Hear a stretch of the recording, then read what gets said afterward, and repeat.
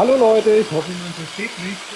Ja, ganz kurzes Video. Ich habe wieder ein bisschen weitergemacht beim Extruder und habe dem Extruder jetzt noch eine Schredderstraße verpasst, womit ich halt Filament, was nicht ganz farbecht ist, um es nochmal rezyklieren zu können, damit es farbecht wird, direkt wieder zurückzuführen zu Pellets und dann auch damit wieder direkt zurückzuführen zum Trichter. Dann muss ich nämlich nicht erst so das Ganze aufspülen und kann halt im Endeffekt direkt das Ganze wieder in den Trichter befördern, wenn es hier fertig ist.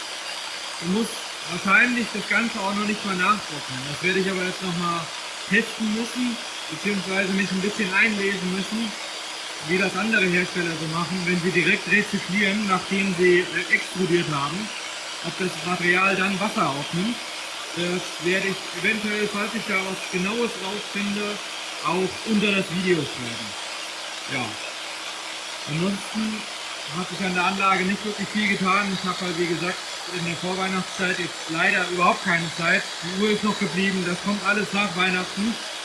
Und alles andere funktioniert aber tadellos, deswegen werde ich über die Weihnachtszeit dazu auch mal ein ausführliches Video machen. Und muss halt auch diesen Wasserhahn dort noch neu drücken, weil der ist nicht undicht. Ich habe dummerweise, wie ich ihn installiert habe, habe ich ihn angeknickt, habe das aber nicht gemerkt und deswegen ist er undicht. Ja, dann würde ich sagen, in diesem Sinne, bis zum nächsten Video, habt noch ein schönes Wochenende, lasst ein Abo da und aktiviert die Glocke, damit ihr nichts verpasst.